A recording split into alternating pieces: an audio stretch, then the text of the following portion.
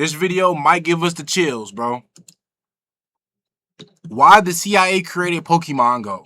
Now listen, I'm gonna be honest with you. I didn't know the CIA created this. Anything with the CIA or like anything like that, that shit gives me the creeps, bro. Like most people don't know that the founder of Pokemon Go, John Hanke, received funding from In-Q-Tel, which is the venture capital firm created by the CIA. And while you and your friends were walking around your city, scanning the earth to catch your favorite Pokemon, the game's developer, Niantic Incorporated, was collecting all that data and using it to build advanced 3D maps to facilitate military attacks on third world countries. These advanced 3D Niantic Incorporated was collecting all that data and using it to build advanced 3D maps to facilitate military attacks on third world countries. You see, Pokemon Go was created by the same guy who essentially created Google Earth. John Hanke was the co-founder of Keyhole, which developed a 3D digital mapping program called Earth Viewer. Keyhole's Earth Viewer 3D client application uses video game-like 3D graphics and access to massive databases of network-hosted Earth information, including satellite imagery and aerial photography, to produce an interactive digital model of the Earth. The product was unlike anything anyone had ever seen before in the early 2000s, but it was unclear what its use case would be, and therefore Keyhole was bleeding money. Every few months for years, John would find himself scrambling to raise money from Silicon Valley investors to keep the lights on. That was until In-Q-Tel saved his company from going under. Then we got our really a lifeline from a kind of unusual source. In-Q-Tel was this new little venture capital firm that was basically a government VC firm with money from the intelligence community. So that was one of the few funds in the valley that was doing real business, and they were making a lot of investments at the time. This was in the kind of post 9/11 security ramp up period. And so they found out about our technology and invested a few $1 million in the company. Thanks to In-Q-Tel's funding, Keyhole was supplying technology to troops in Iraq and the Pentagon, and they ultimately became a profitable company due to the massive amount of government contracts rolling in. Shortly after, Keyhole was acquired by Google in 2000. Wait, Google buys CIA back mapping startup? And they turned this technology into what we now know as Google Earth. I'm not gonna lie though, I'm not the type of nigga that uses Google Earth. I feel like niggas that use Google Earth don't got iPhones, bro. Like my mama be using Google Maps and Google Earth, I guess you can call it, bro. And I'll be looking at every time she opens that app, I look at her like, what is the point? Like the same people who use Google Maps and Google Earth are the same people who probably got Spotify. After Google's acquisition, John Hanke became the vice president of product management for the company's Geo division, where he oversaw products like Google Earth and Maps. Google Earth was revolutionary because it gave everyone access to detailed satellite imagery of nearly the entire planet from a home computer. You could explore unfamiliar cities, inspect neighborhoods before moving, and plan trips, but they quickly realized it was far more powerful than that. Humanitarian organizations began using it to coordinate disaster relief. Scientists monitored deforestation and climate change. Archaeologists used it to discover previously unknown ruins. Journalists investigated war zones, and governments used it because it was better than anything they had access to. The product ended up being used in ways that we never anticipated. I guess I'll just say it that way. When Katrina happened in New Orleans, the Coast Guard was using Google Earth and Craigslist to basically find where people were trapped and send helicopters in to rescue them. Kind of crazy, you would think, well, the government, they've got lots of sophisticated software, but as it turns out, web software that's available that already has the data in it, it's ready, easy to use, a breakthrough, really. But after working for 6 years inside Google's corporate ecosystem, Hanke wanted the freedom to combine everything he'd learned about digital maps and augmented reality to create a video game. Now, if you ask me, that seems like a crazy career change. Technically, the foundation of John's Earth Viewer product started in college while working with his classmates on an open-world video game. So did they do anything for like the niggas in the US, or did they take our data? And it did. So after changing the world with his vision, creating a CIA-funded startup for military operations, and then getting acquired by a tech giant, going back to being a video game developer seems like a massive career and lifestyle change. That is, unless it was part of a larger larger plan. Google actually did not want John Hanke to leave the company. For whatever reason, they felt that his video game idea might become valuable to them in the future, so they convinced him to create Niantic Labs as an autonomous unit inside of Google. Hey, who made that little Google game when your Wi-Fi don't work and you can just jump? Who made that game, bro? I wonder, like, that nigga, I wonder if, like, Google was ever gonna fire him and then he came back and made that shit. Basically, they gave him the freedom of creating a startup, but using all of Google's resources inside of Google's walls. If it failed, Google would get their employee back, and if it succeeded, then Google could be an early investor or part owner of a major video game innovation. Niantic's first major product was an app called Field Trip, a virtual tour guide that analyzed the user's location, provided suggestions for nearby landmarks to visit, and offered information about the area. It wasn't much of a game, but it laid the foundation for their next big project called Ingress. Launched in 2012, Ingress was an augmented reality mobile game that prompts users to explore their neighborhoods and locate portals at nearby landmarks. This was quite literally the same idea as Pokémon Go. Those who played it were intoxicated by the addictive gameplay loop, although it failed to pull in a large player base even years after its release. Luckily for Niantic, one of the game's players would prove to be an invaluable asset with direct ties to the Pokémon company. But real quick, I'm sure you have all connected to public Wi-Fi at some point, at your airport or your local coffee shop, and every time you do, you're leaving yourself vulnerable to cyber attacks. These networks are often unsecure and can be much Steve Shark, a Japanese inside of Google Maps, now with a Do you play League of Legends? Hell no. Microsoft has a brand new way to get right. 30-day money-back guarantee. Right, Thanks, Sir Shark. A Japanese Google Maps engineer named Tatsuo Nomura pitched the idea of placing Pokemon inside of Google Maps as an April Fool's joke. He traveled to Japan and got placing Pokemon. Hey, look, bro. Why when we say Asians can't see, it's racist? But why can y'all make Japanese animations and Japanese cartoons look like this? And is that not racist? What the fuck is this? Where do we draw the line at, bro? I say you can't see, I'm racist. Then you make this. This nigga can't see. Who's like, come on, bro.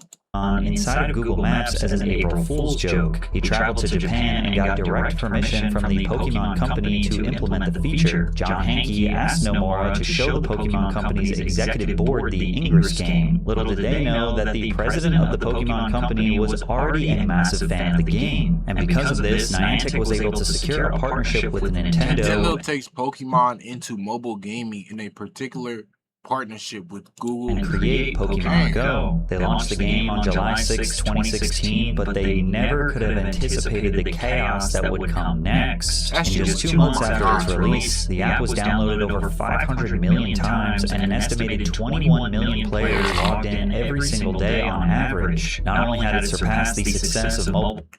Nah, like, I'm gonna be honest with you, bro. Draw anything, Clash Royales, in Slither.o. Slither.o, only reason why Slither.o had about 4 million niggas signing into it is because you gotta think about it. For every 30 niggas that was logging onto this, it was one hating ass teacher. Respectfully. You feel me? Especially in 2016.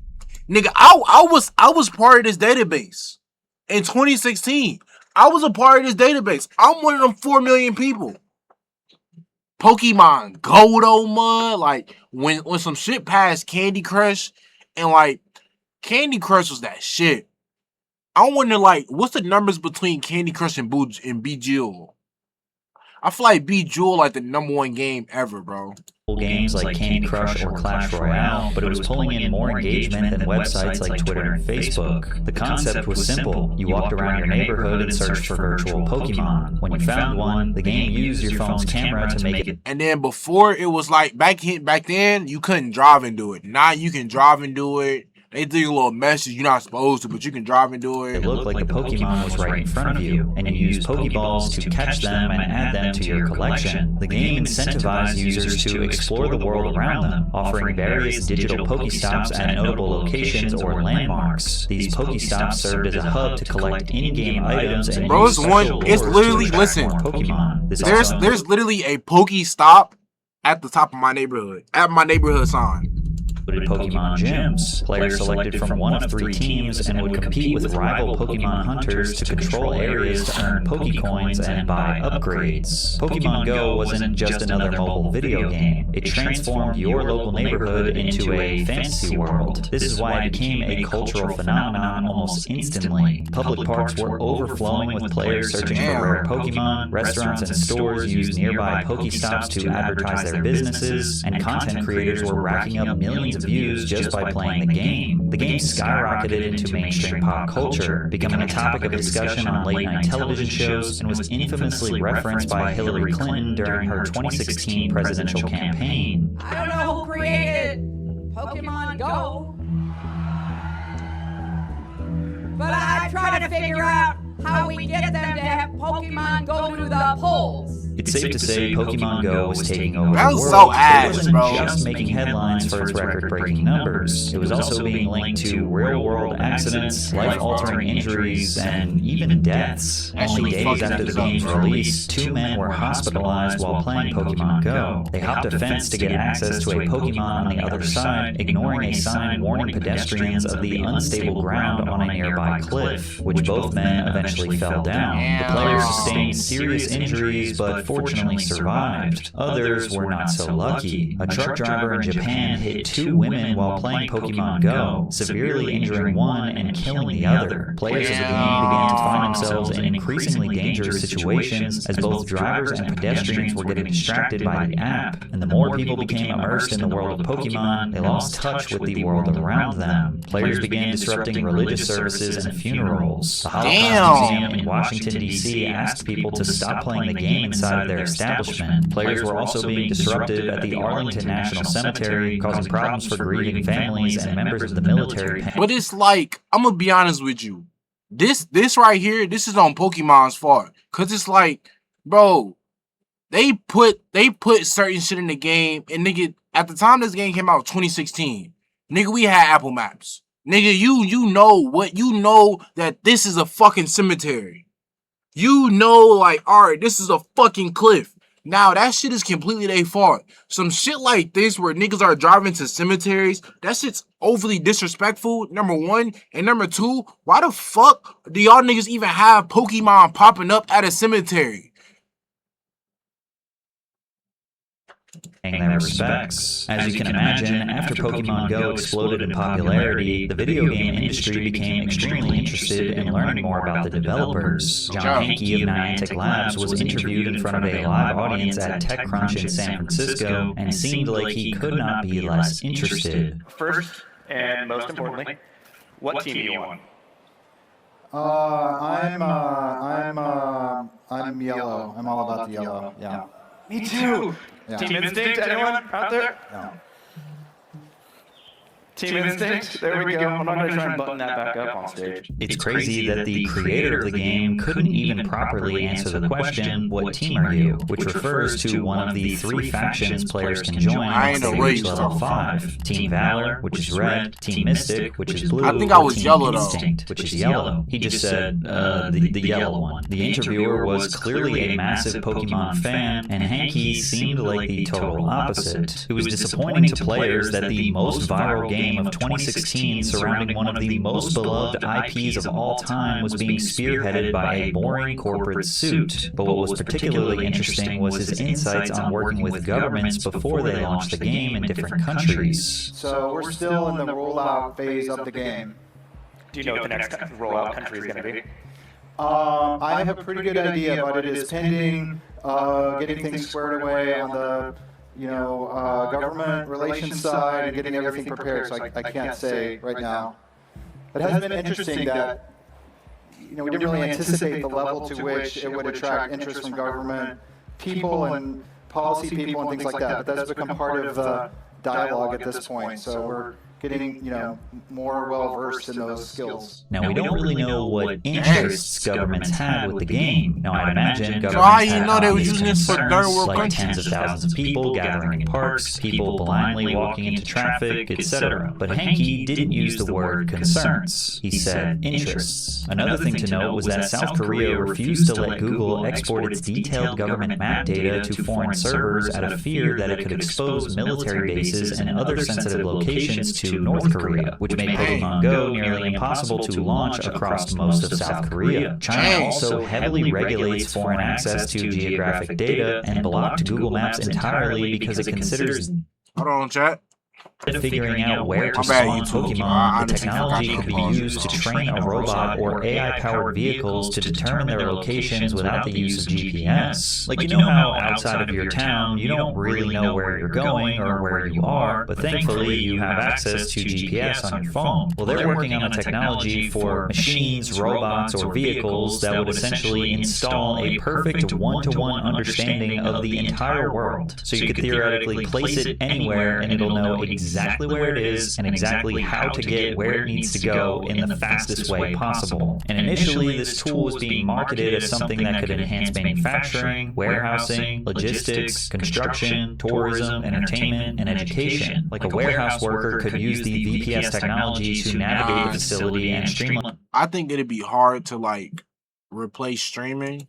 I mean, replace entertainment, because I feel like entertainment is like, bro, like kind of like Kevin Hart. Like, I don't think no matter how much data you give a AI, I don't think it will understand.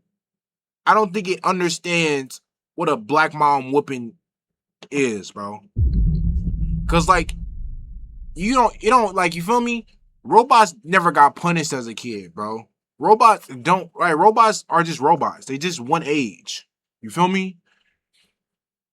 Like niggas like you ever bonded with a nigga on the bus because that nigga punishments, like y'all niggas ever go punishment for punishment to see who's got punished the worst? Bro, like I snitched on myself before. Like, bro, me and this dude was going punishment for punishment, bro. And he said his mom took everything out his room, TV, controllers, game, all that, right?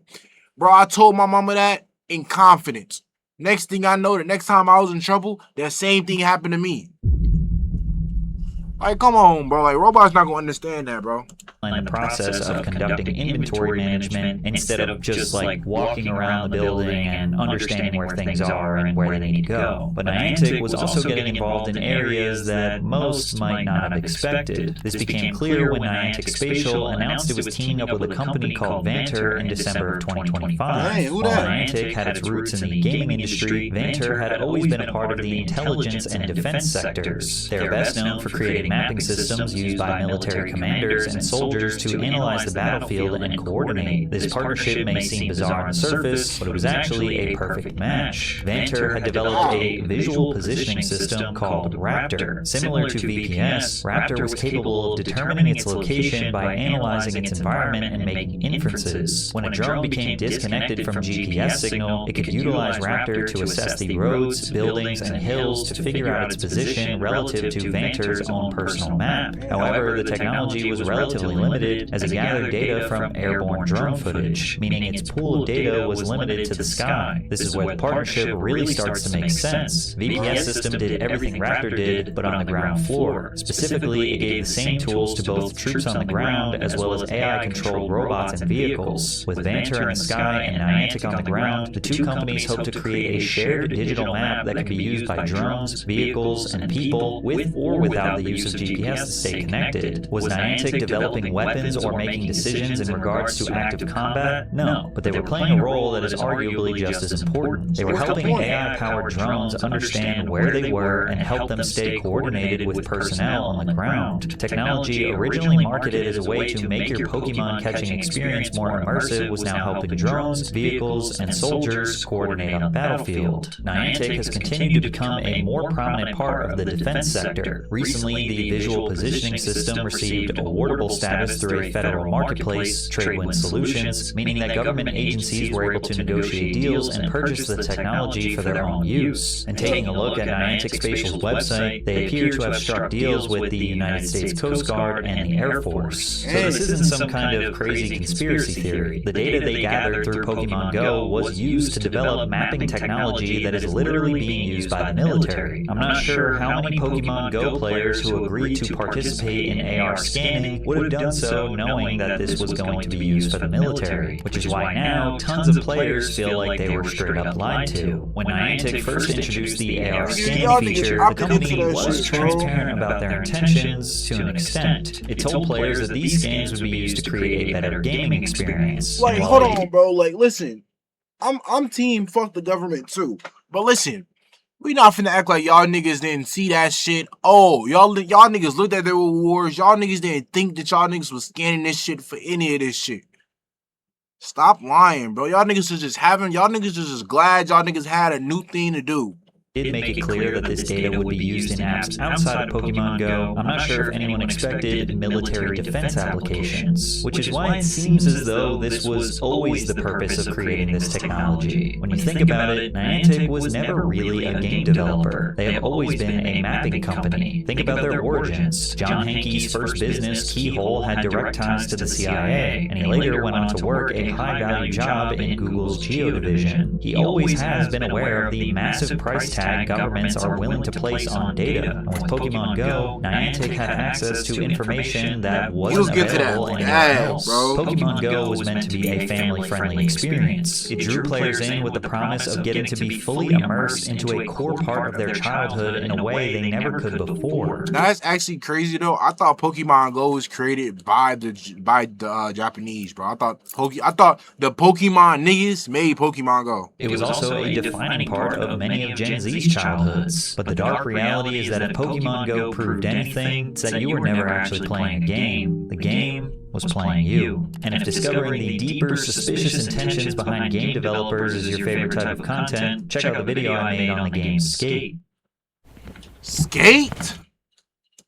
Whoa. He made a video on Skate? Most people... Nigga. Do we even pay any mind to this shit? After 15 long years of dreaming about the release of the fourth EA Skate game, we now have it, and it's another soulless, Fortnite-modeled microtransaction scam disguised as a video game. The EA Skate franchise entirely Skate video, and you could also edit those video clips and upload an improvement over the first title, and anyone who realization that after 10 years, the Skate franchise was finally back. And that shit was ass. I'm gonna be honest with you, bro. Hot take. Skate might have always been ass. You feel me? Maybe we liked it so much back in the day because it was just that, a game back in the day, bro. Like a lot of shit that happens back in the day, a lot of games from back in the day we don't jack now. Like niggas not playing true comms no more, bro. Like, you feel me? Niggas is playing GTA. It don't matter how old you are, nigga. You can be 10 years old. Niggas is not worried about no fucking true comms, bro. You feel me? Niggas is not worried about true comms, LA or true most comms, people don't. NYC, bro. Niggas only care about GTA. All right, I honestly lost my train of thought.